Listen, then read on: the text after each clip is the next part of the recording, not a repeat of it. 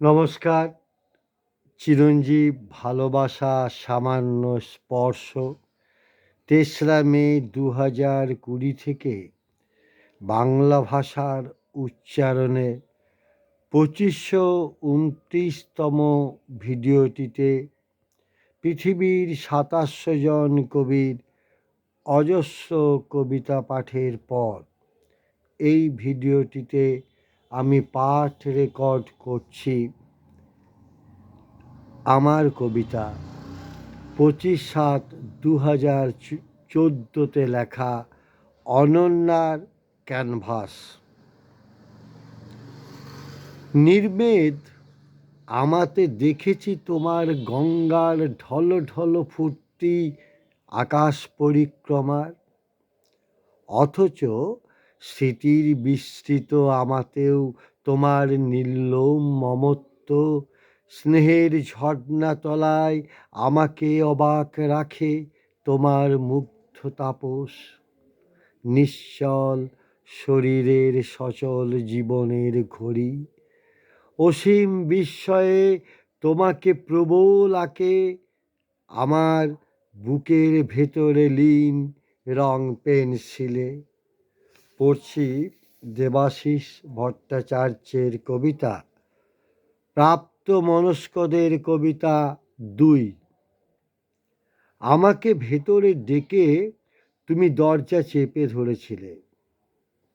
আমি বলি, করো কি, এই যে রক্তপাতের খেলা।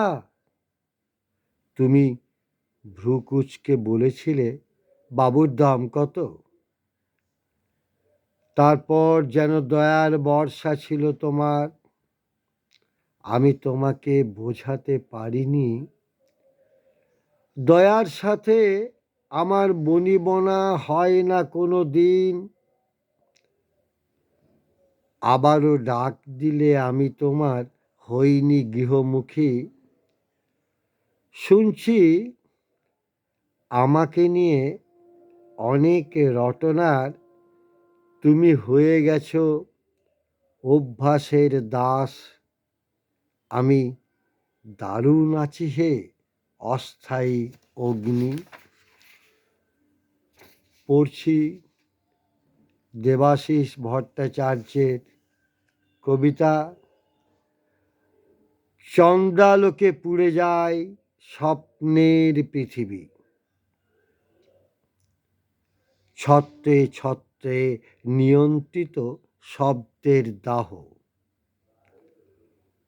সন্ন্যাসের পোশাকে ঢাকি নিপুণ ক্ষোভের গন্ধ।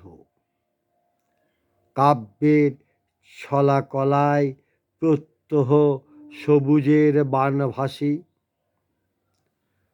বাদামের খোল ভাঙার আওয়াজে ডাকি ক্লাসিক গানের আসর। কামকে ঘুম পাড়িয়ে নামকে ফানুসে ভরেছি। হোলির চাঁদ যতই আবির ছড়াক।